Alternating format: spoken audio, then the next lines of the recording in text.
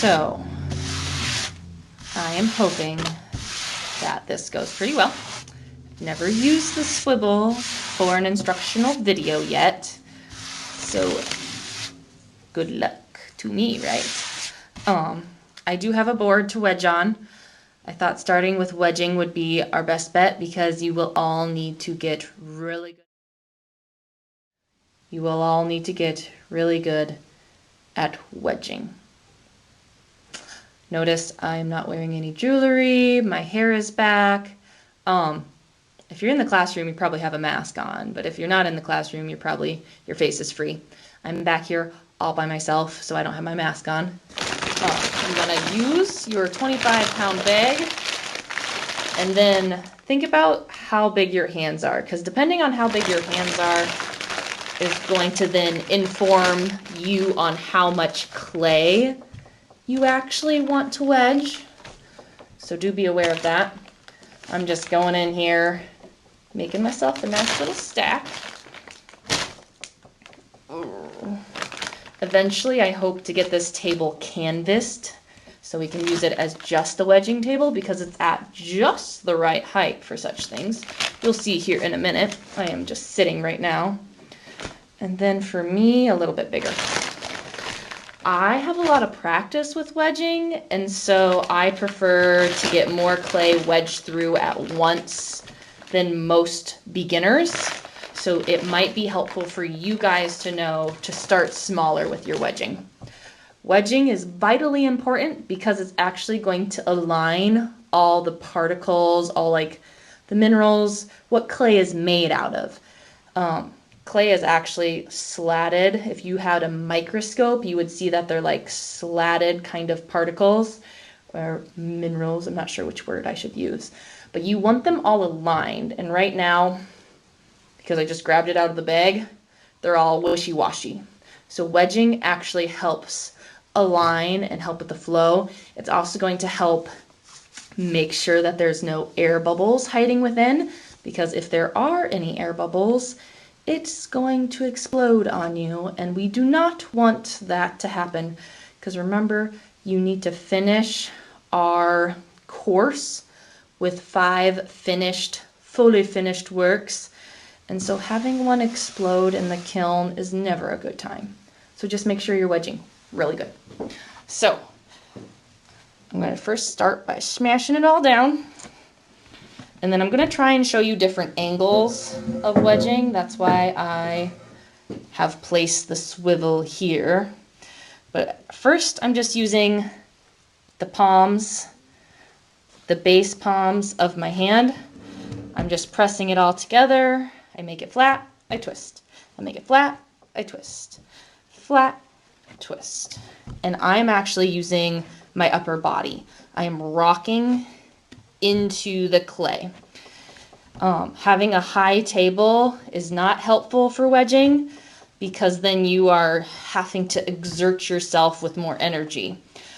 Just using your body weight and rocking into it helps not only make it easier, but the smoothness of how you can wedge. I actually have my feet placed 1 foot in front of the other to now help with the actual wedging. So this is just kind of like what I do for pre-wedging. And I actually do a very specific, it looks like a conch shell, I think is what they call it. And so mine will spiral because I'm mostly using my right hand. I'm right-handed, and I use my left hand as a base.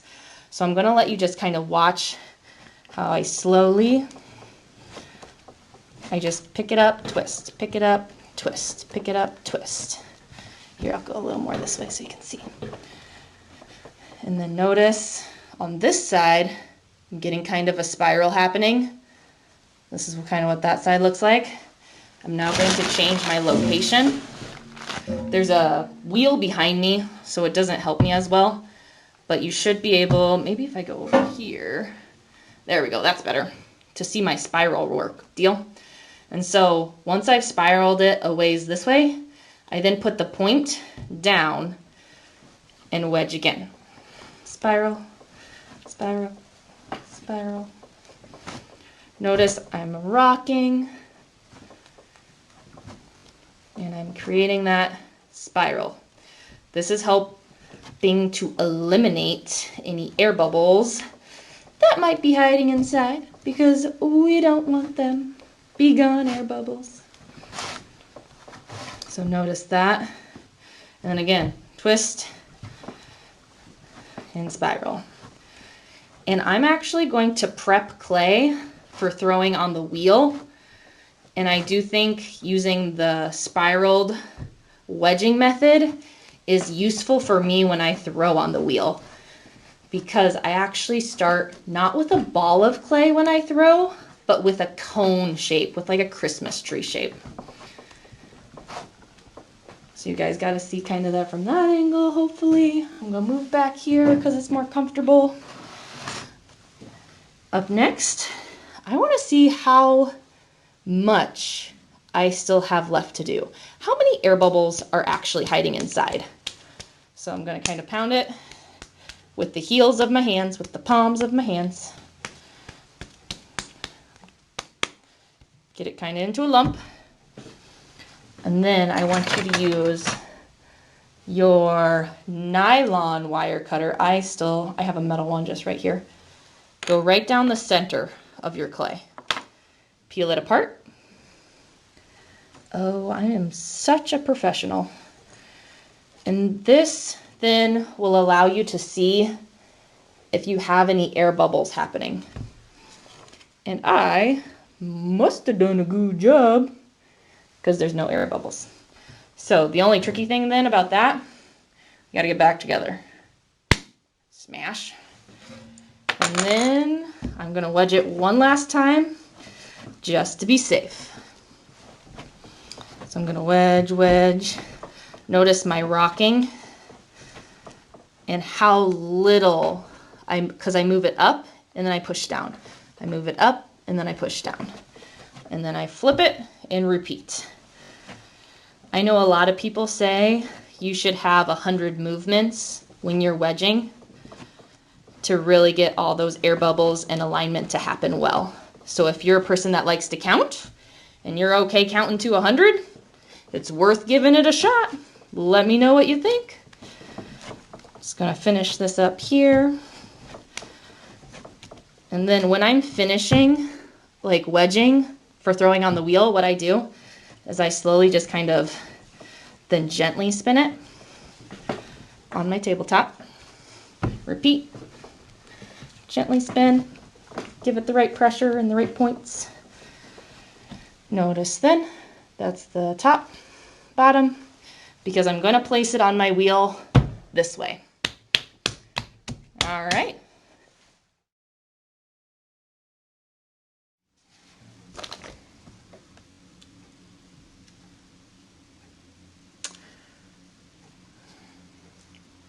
So I'm going to start with the wedging video. I don't know.